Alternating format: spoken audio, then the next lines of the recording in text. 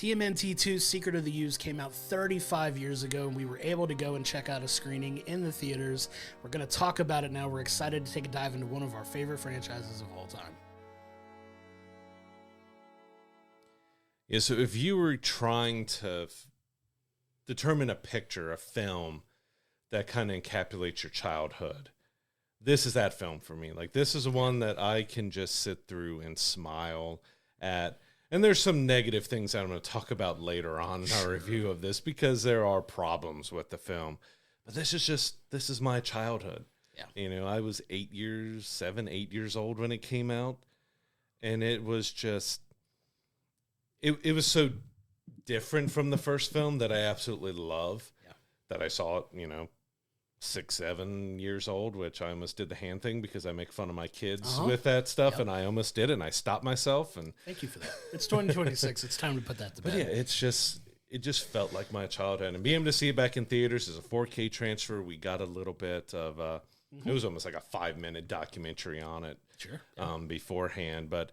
It was really great to see it in theaters again, and I also got to take my oldest to see it. So just I took her as well to see the original TMT movie in theaters, and it just felt like just being able to share that joy of my childhood with her was just really fun, and we were dancing to stuff, and it's just, like I said, this is just that film that I would say is my childhood. And we grew up in the heart of Disney films and everything else too. And there's so many of those I love, but this is just one that just, as a little boy, it just made me feel like just so awesome and wanting to do karate and wanting to do this and that. It was just, I don't know, this is my childhood, this film. Yeah, for sure. I mean, I've always talked about like Halloween costumes when you were growing up. I was a Ninja Turtle at least 3 times as a kid. There were 2 things that if you knew me as a kid, you knew that I loved. I loved Spider-Man and I loved the Ninja Turtles. Like, I was Spider-Man several times for Halloween. I was a Ninja Turtle several times for Halloween as well. Like, this is just one of those franchises that hit at the right time. I'm going through and collecting all the comic compendiums right now in graphic novel form, and just going back and reading even the dark tone of the older comics. Like, there's a little bit of something for everybody in the Ninja Turtles, and I think that's why they're so well loved among so many people in different backgrounds and stuff. And that was kind of part of the cool intro that Kevin Eastman did for it, because we got, like you said, since it's a special anniversary screening, you got a little bit of that documentary to talk about Ninja Turtles and what he loves so much about them, and the fact that they're intentionally designed to be appealing to everyone, which is no race, no religion, no anything. It's like anyone can see themselves as a Ninja Turtle. Yeah, and that's what's so wonderful about this. But this film in particular, I agree, because the original Ninja Turtles movie is an absolute classic film. It's so good, so well done, but it does have a little bit of that darker, more serious tone, and this is like a 180 from that, which is crazy because of how close these 2 films were to each other. Like, I think a lot of people forget that the original Ninja Turtles movie came out less than a year before this one was released. So they came out very close, and these were made very close together. The fact that they were able to come out within a year of each other. And I think a lot of people forget that when they go to talk about these films, because there is such a stark contrast in tone. You would think there was a little bit longer of a gap in time between when these were made. And that definitely wasn't the case, because there was a lot of, and we can go into some of it, but there's a lot of the, background stuff that changed so much between the first and second movie, and why that film feels so different from each other. Yeah, as you said, there were so many changes in between these 2 films, because it went much lighter and more comedic. They wanted to take it more like the cartoon that was blowing up, because they wanted merchandise. They wanted toys and action figures out there, and they said after the first, we can't put toys out for this film because it's too dark. Like, we can't market something this violent and dark towards kids.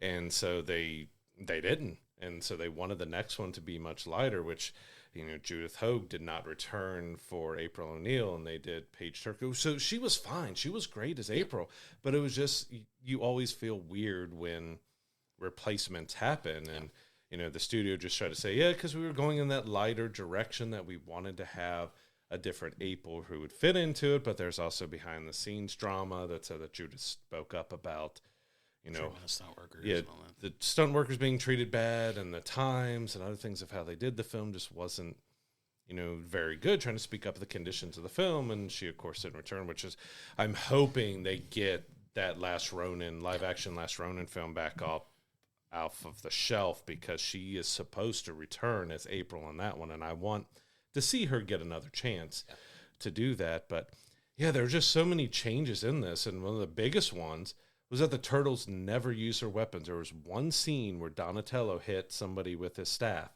but past that, their weapons were not used to attack the foot soldiers or anybody else. Yeah, it's definitely more karate focused and the martial arts focused, and less in the weapon use. Like that was a big one, and then like there was a little bit of like Michelangelo using like sausages as nunchucks and some other things like that. And you have, you know, April kind of jokingly when Kino shows up to the apartment to Get to do a good chucking. Yeah, and she's flailing around with the nunchucks. It was very funny. But yeah, the weapons were not used in this. It was more karate focused and fists and kicks and everything like that. That was definitely a different tone. You also get the introduction of Kino, the character, who kind of a fun back information if you don't know anything about the actor that played him, Ernie Reyes Jr. He was the stunt double for Donatello in the first film, and he kind of steps out and makes his only appearance in the franchise. Like Kino, the character, was not in any of the cartoons. He wasn't like involved in any story moving forward. This is like a one and done for appearance for a character that you thought was going to have maybe a bigger role in Ninja Turtles moving forward because of his role in this film. But this was kind of a one-off for him. But he's had, a bigger career after that with like stunt work and other things that he's done as an actor and everything like that. And it was a cool introduction for a character for a one-off that was. He played kind of a big role in this movie. Like he was heavily involved in, but yeah, this was so much fun, man. I love this movie so much. Like it scratches that right itch of seeing, because a lot of us, our introduction to it wasn't exactly the comics. It was the cartoon. It was the animated series that got us into it. And, this felt like the perfect live adaptation for the cartoon that we love so much, even though like not all the characters were involved, and we can talk about some of the changes they made as well to some of the side characters that were involved in the movie that didn't really have a place in the cartoon either, but it had that feel and that tone and that made the perfect jump from the cartoon to the live action, and I'll always have a soft spot in my heart for this film because of that. And normally when you have such a big change between, especially tone, between one film to the next, it normally doesn't work out well to it. And this is one that it's one of the better sequels that have been made. It still has a lot of problems. We'll talk about that towards the end. Yeah. But yeah, it was major changes to everything to try to make it more like the cartoon. And it was very cartoonish in many ways with it. But I did want to touch back on Kino at his introduction in the beginning, because it is so funny when they talk about making this film more family friendly and everything else, that he makes a fat joke towards women at the very beginning. And as a girl dad watching it with him after that, I'm like, Kino's a good character throughout this, but it's like that joke to clearly skinny women was like, okay, that's a little kind of out of left field when you said this is a very family friendly film. Like he's making a jab because they rejected his advances and he's going to make fun of their weight for it. I'm like, that was a weird choice for the beginning of that. Yeah. There are certain elements of the movie that don't age well, obviously, because it's 35 years ago. You know what I mean? There's certain things now that you wouldn't be able to necessarily get away with, but it has a lot of the quirky like catchphrases and leaning very heavily into the slang of the day kind of things. You get into the movie itself, and it's just your basic story. Like this takes place right after the events of Ninja Turtles 1.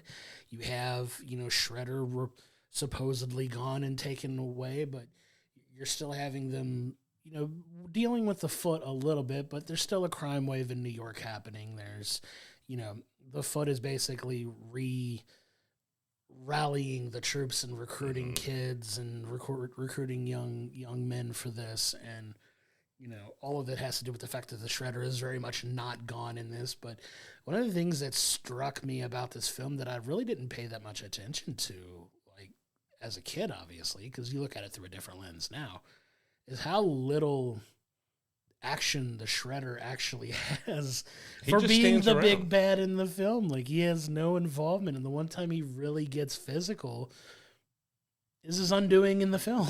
Is beating himself up. Yeah, he takes himself out, which is absolutely crazy. But yeah, it gets a little silly at times, and it leans into the humor a little too hard. It's like it's a very noticeable tonal shift between two films. Like, you have some of that humor in the first one, but they really ramp it up in the second It's a one. little too quiet. Little I too always rough. love it's a little too rough. Oh, not quite ripe yet. Like, That's- it has some great one-liners from it, but it is very cartoonish. It's very over the top, and because you also get the introduction of Tokar and Razor, which originally were supposed to be Bebop and Rocksteady, but Kevin Eastman and Peter Laird, who created the Turtles, they weren't fans of using those characters as they were using them in the script, because originally they wanted to keep the dark tone of Turtles 1 and keep it more like the comics, and they wanted to do Baxter Stockman and the Mousers and even put in the Rat King into the sequel, but they got shot down. So they kind of shot down, well, don't use Bebop and Rocksteady for this, so they introduced two new characters, voiced by Frank Welker, which is the legendary voice of Frank. Megatron and Scooby-Doo and Fred Jones and just Garfield and Curious George, but he's also done hundreds to thousands of animal voices. Absolutely. Absolute legend, and you get him playing both, which they were so just really over the top and different in that. But as we talked about how Keno never reappeared in anything, no comics, no movies, no cartoons, anything. Tokar and Razor proved to be so popular, they ended up joining the cartoon for a little bit. And so you did get to see them again. I do remember as a kid that after leaving the film, I wanted Tokar, Razor, Super Shredder. I got those toys, and I wanted those toys after. But as you pointed out, it was really ridiculous how the Turtles never touched Shredder. Yeah. Shredder threw Leonardo as Super Shredder. That's the only contact they made. Keno kicks the vial of ooze out of Shredder's hand, but past those two small 5-second scenes, no one ever made contact with Shredder. And he destroyed himself as Super Shredder, which was, I was watching to look as we were watching the movie, and it was even more ridiculous of how Super Shredder defeats himself by just knocking over the dock onto himself, because if you watched where the final moment happens of where the dock collapses, it's where the Turtles fell through. So there was a big hole over his head, so nothing fell on Shredder. But then he's buried after you cut back to him, but nothing actually fell on him. So he defeated himself doing nothing, because nothing hit him. Nothing harmed him, but then he was buried. Doesn't sell the story, Brad. That's the absolute worst part of this film that you have to talk about, the negativities, that they never actually fought Shredder, and Shredder defeated himself in the most ridiculous stuff. I still wanted the toy as a little boy afterwards. Right. I wanted Super Shredder because he looked so crazy, even though, like, how did Ooze change his clothes and increase his spikes and make his helmet bigger and everything else? How'd the Ooze do that along with changing his physical form? You didn't care as a little kid. Like, as an adult, I'm poking fun at that because it was just so ridiculous. It was such a good, fun film, ended in such a bad way because they never really... The final fight was 5-10 minutes before that with Tokar and Razor. Yeah. You had a dance break and a keytar before we got to the end of the movie. The final battle took place during a Vanilla Ice concert, which how can you not dance and love that song? But to kids, one of the most iconic parts of the film. Any kid that watched that movie during that time still to this day remembers that song. And the choreography. And the choreography. To do the choreography ninja rap of making sure you bring each hand up and down in the right way. It just over the top. It was so funny, and it was a fun moment to do that, because I low key looked over at your daughter. Oh, me and my daughter were dancing. And to watch her kind of dance to it too was so funny, because I was just like, I was expecting her to just be like, to kind of make that face like at it, and she was just having a blast, which was so indicative of how good this movie is and how much fun you can have watching it. Like, plot holes and other things, be damned with it, but it's so much fun, man. That scene will forever not be an iconic scene to Turtles fans. Like, it's so fun. I was laughing to myself as an adult during that scene, not only because the memories and everything of listening to Ninja Rap and just the ridiculousness of having a Vanilla Ice concert be part of the film,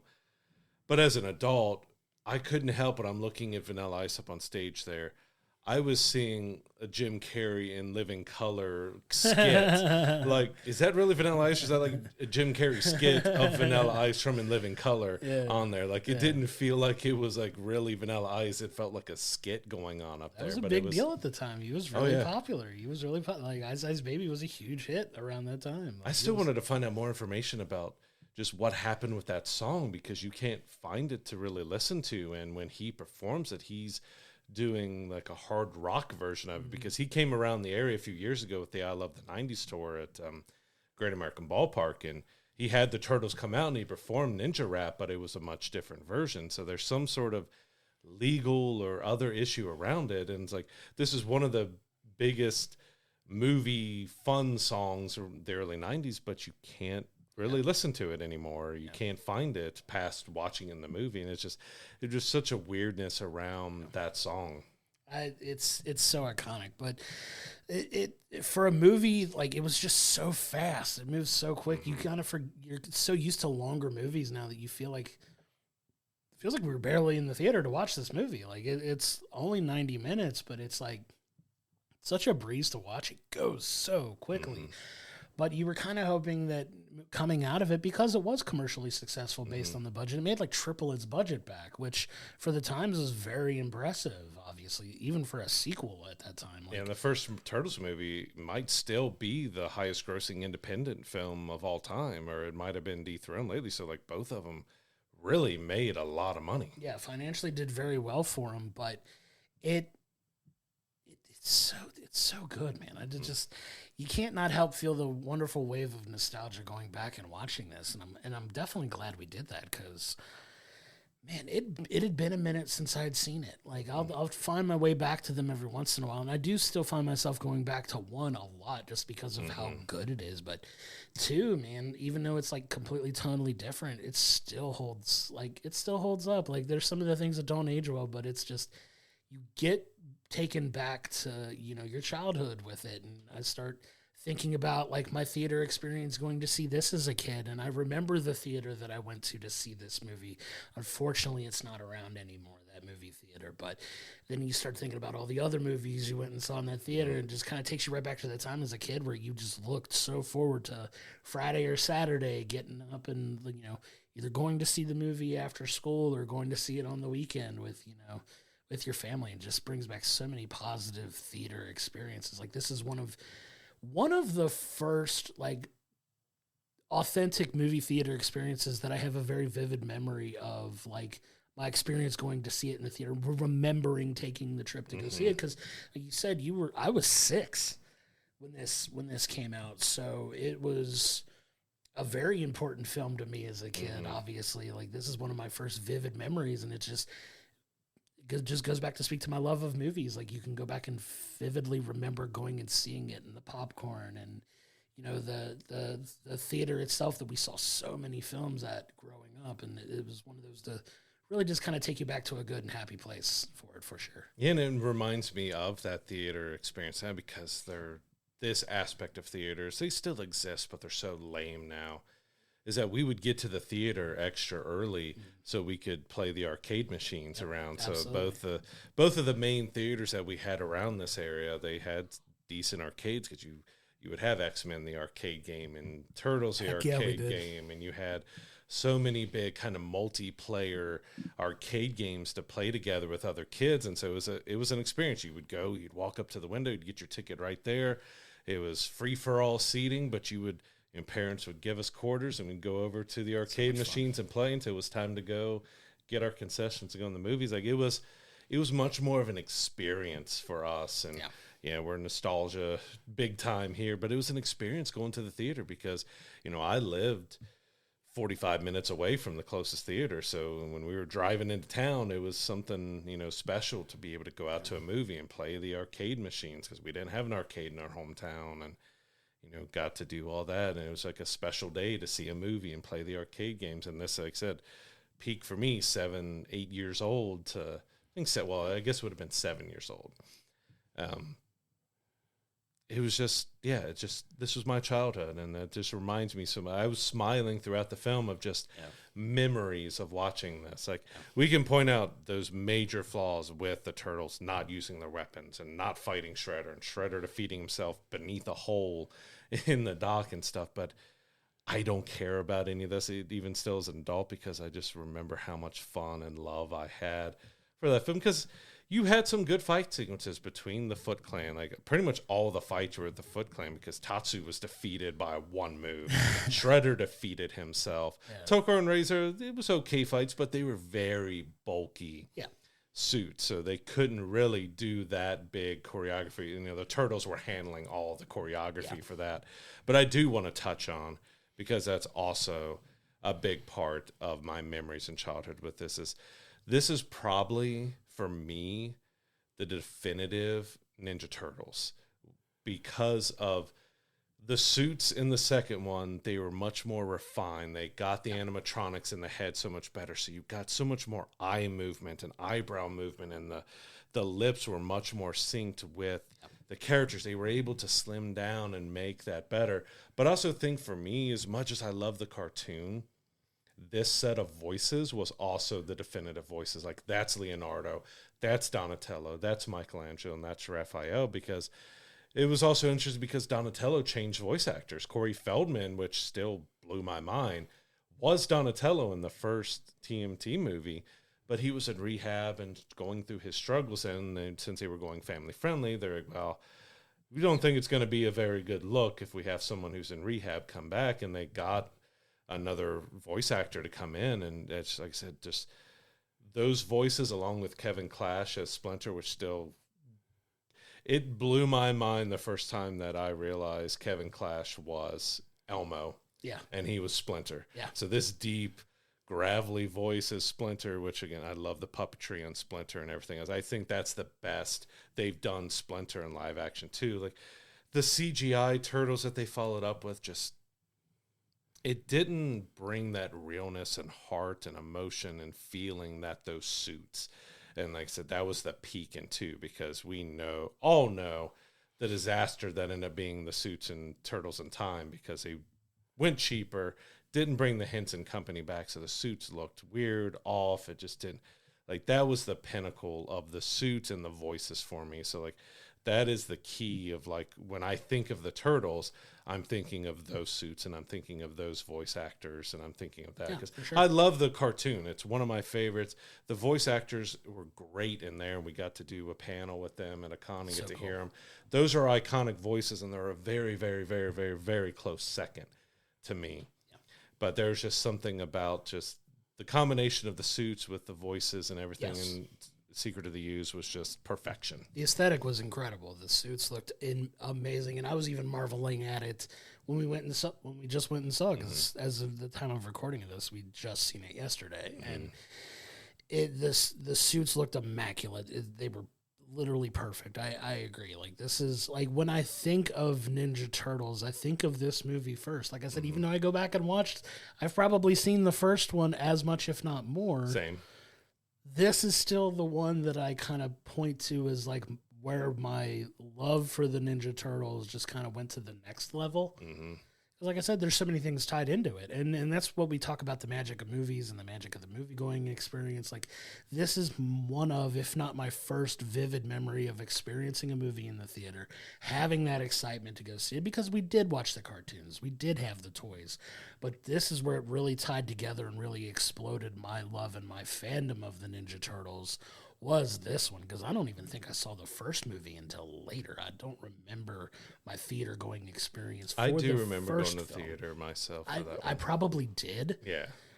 But triggered in my memory is this film. Yeah. And this is the one that really, like I said, just took my love of the Ninja Turtles to the next level. And it was perfect, because it was supposed to be marketed to kids my age and, you know, our age group, because this is a PG movie. Like, I may have been a little bit younger than the actual target demo for this, but man, it just took off for me after this. Like, I became absolutely obsessed with the Ninja Turtles from here on, and seeing them in live action. And to this day, just still so much fun that we got to go and see and experience this in theaters again. It just brought back so much. I got a little bit emotional thinking about it, like, afterwards, even like last night, just kind of like absorb it and take it and getting ready to come in here and talk about it like we did. And while you're taking your ibuprofen and complaining about your back and knees reminding hurting. that I am not that kid anymore.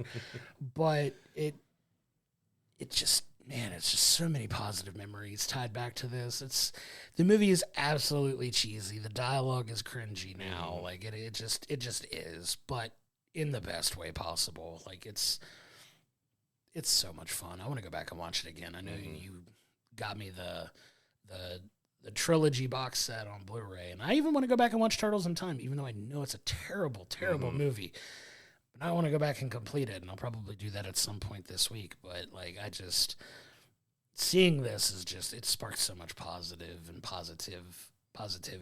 with me. Just all the great things that surround this film and my fandom of this franchise that has lasted for 35 plus years at this point. Like, it's something that is just super cool. And like, even just going and seeing like the documentary before it, which kept with Kevin Eastman talking about it, and taking back to our time where we got to go to the Comic Expo and meet Kevin Eastman and have him sign some stuff for us is something I'll remember forever. And even got him to doodle a little turtle thing on the thing that we got signed. I'll keep my picture with him forever, like, I got on my phone. I've got it backed up and saved, and it's just such a cool thing to be a part of, and such, so many positive memories around it. It was so cool that we got to go back and watch this film again, and I had a blast. Yeah, it was awesome talking to Kevin about not only just what it meant to me as a child, of that I got to talk to him about my oldest and how I got her into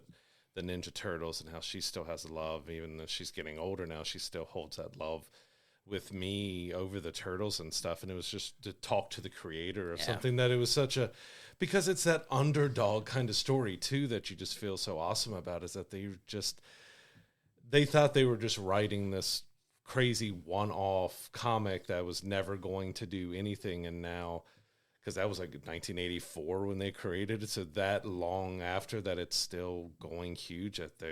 We just got a new animated reboot of it in film-wise with Seth Rogen, that they're doing another live-action reboot coming up that is still going so strong this many years later. And again, TMNT 1 is a 10 out of 10 masterpiece to me. Like, it was I love the dark and gritty. I love, 3 out of 4 of the turtle voices are still the same between the two films. And I still enjoyed what Corey Feldman did as Donatello in the first one.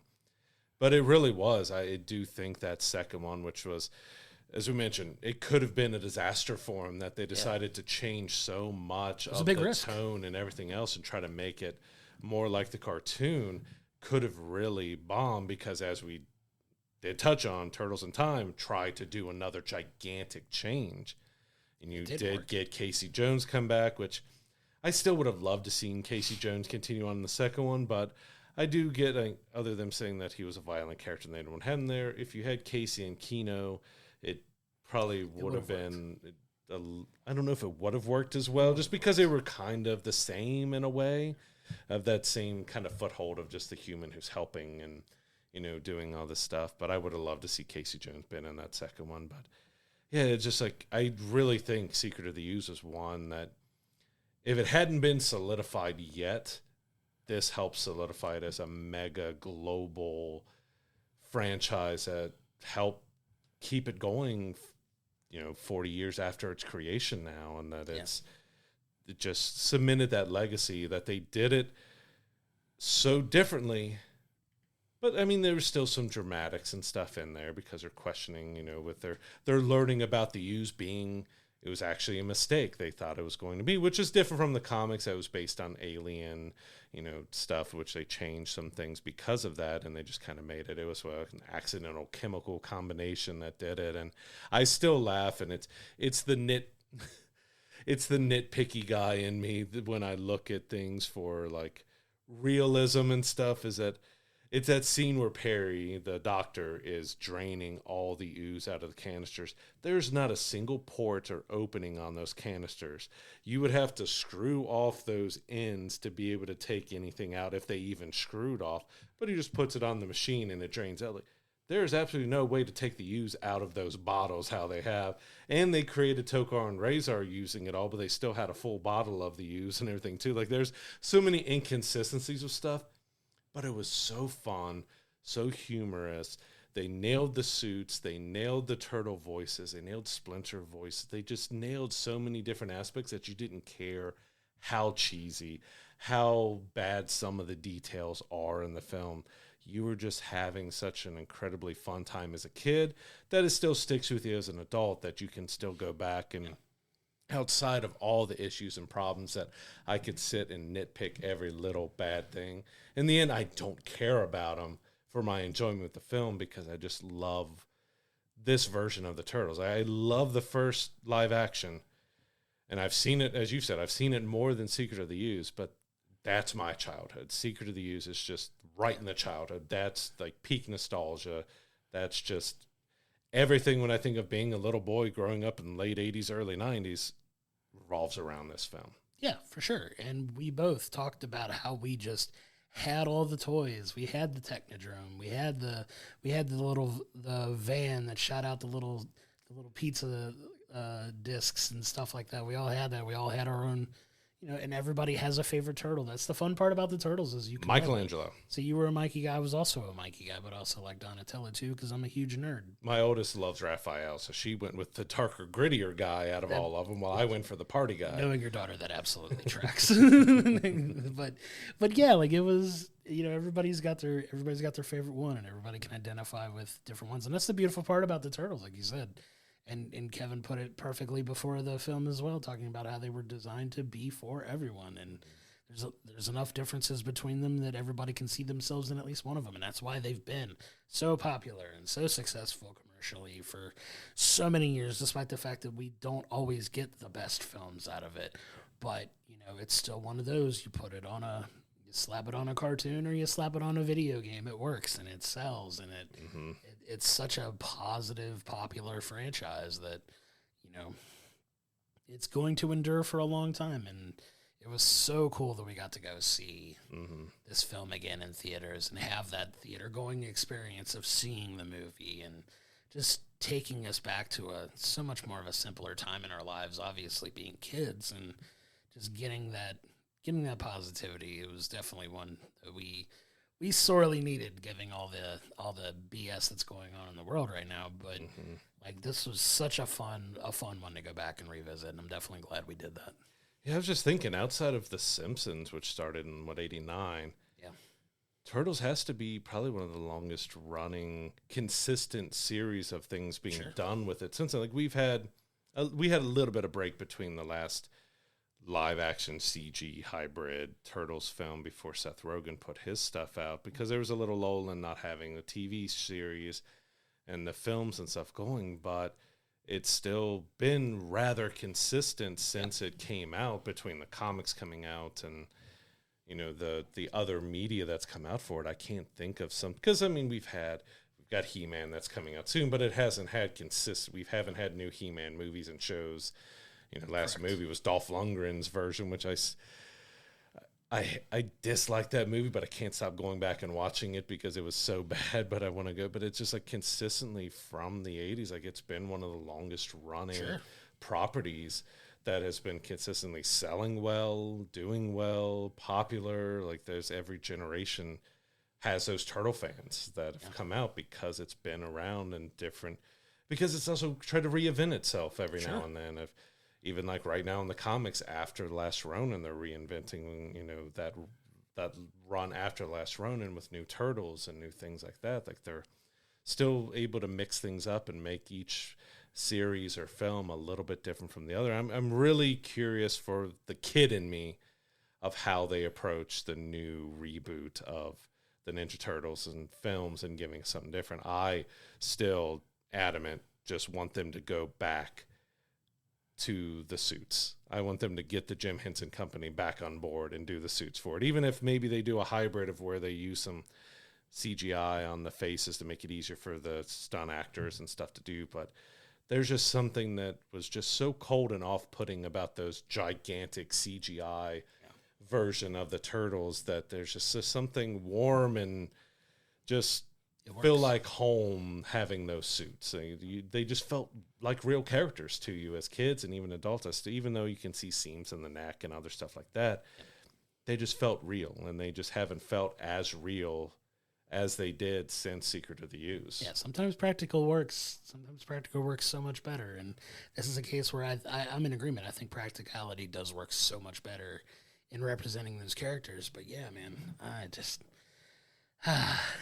the feel of calm I had in that theater was just it's something I haven't had in so long in a theater experience, because it just took me back. I was just like, man, when I didn't have a care in the world, I love the Ninja Turtles, and like it was a real fun experience, man. I'm definitely glad we did this. Yeah, just right in the childhood, like just smiling ear to ear the whole time, mouthing lines out without saying them out loud to be rude to other people, but just mouthing so many lines, especially Mikey's lines and stuff, because I remember so much, especially when he gets on the phone, like let me talk to April, let me have the hello, like doing all that stuff, like.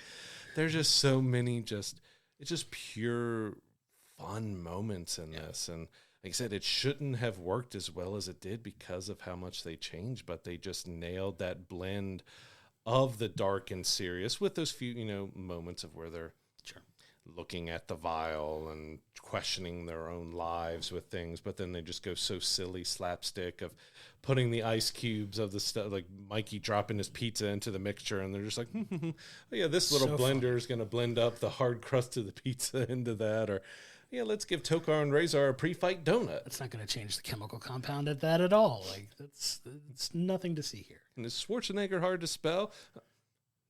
Wait, there's just so many memorable lines and stuff that memorable with Vanilla Ice.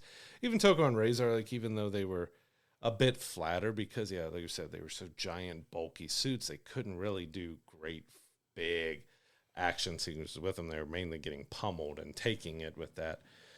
There's just so much fun. Like I could sit here and talk about it for hours and hours just because of the love I have for this film of just being so lighthearted and fun, but keeping just enough of that darkness and with that. But like, I still would have loved to seen what would have happened if we had another Turtles film in the vein of the first one, because I do love the darkness and the adultness of that one. But this one, it's just hard to say, like, if we never got Secret of the Ooze in this way, that it would have been would have our childhood been as big. And as I said, I feel this is the tentpole that really made sure that the cartoon's going to stick around for a while. The Turtles, because I think it was 2 to 3 years after Secret of the Ooze before they did Turtles in Time. It was 2 years, And so they weren't, I guess, as concerned about keeping up the momentum after the second one, because maybe they felt like, hey, we did it. Yeah. We're good. And then they did Turtles in Time. And then we got that. But there's so many different things. Like we could go back and do like a really bad review of that one, which I would be totally up for to do at some point, and just talk about how different that was compared to even this one. And there's so much messiness behind the scenes with that one that we could fill a whole other episode with. And stay tuned, we just might at some point. But yeah, I mean, this is such an important film for both of us, and this couldn't have come at a better time. I needed to go see this one, and I'm definitely glad we did. And I'll say, if it's still around for you to see, go out and see it. It is a 4K transfer, so it's been cleaned up a bit. It looked fantastic. It sounded fantastic. They also have the 4K transfers out to buy on Blu-ray and everything else as well. So if you're turtle nuts like us, that's definitely a big part of for sure your fandom to get those 4K cuts, because they did a good job with the first one and this one. I'm curious to see if we do end up getting a 35th anniversary of Turtles in Time and them showing that 4K transfer of that one as well. I may just go back to theaters and watch it, because it's like maybe I've watched the first Turtles 1,000 times and I've watched the second Turtles 900 times. I've watched the third one 10 times, maybe. Like, there's a very big yeah. difference in Hard drop the off. amount of times. Like, there's some fun moments out of it, but I just can't get over just how the suits looked bad, like just so bad. And like, what made you go from learning the secrets of the Ooze and how they were created to a torch that takes you back in time to, I mean, I like the look of the turtles wearing the samurai stuff. Like, that was fun. But past that, it was just so rough. How do you feel about that being as close to we've gotten to the last Ronin in any type? Please bring the last Ronin live action back in there. That's because that's kind of what they said. They want to continue on with it being more towards the lighter child, like Secret of the Ooze, and they felt like if they're rebooting it as a film series with that, then how can they do a dark, violent, death-centered Last Ronin story in live action? So I'm hoping the new reboot does well enough. You know, we still have no details because of all of the buying and selling and everything else that's going on with the studios. Yeah. I hope it does well, and I hope it does really good for the next generation of Turtle fans to really bring that fandom to them like the first two Ninja Turtle films did for us. Like, we really hope that can do that for a new generation of fans. But as the older fans, we still want to see that Last Ronin live action. Make it happen. It's one of the best, not just Ninja Turtle stories. It's just such a well-told story in general that I'm very excited for the possibility of that making it to the big screen. Make it happen. Like, that's one that all fans would love. That would do so well commercially.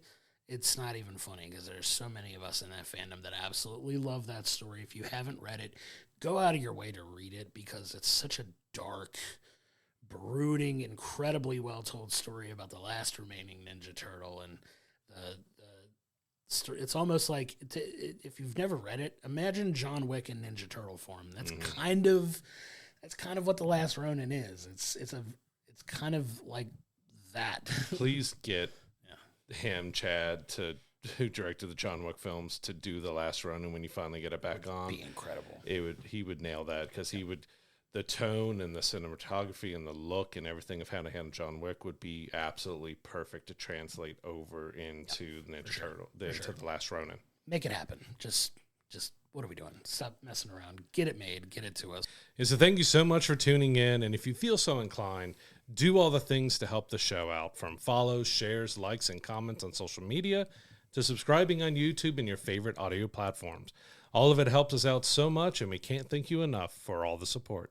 You can also become a subscriber over on Patreon to get each episode delivered to you early, exclusive merch items, and your name read out at the end of every episode. Check it out at patreon.com/we'llbringthepopcorn. That's going to do it for this episode, and we'll see you on the next one.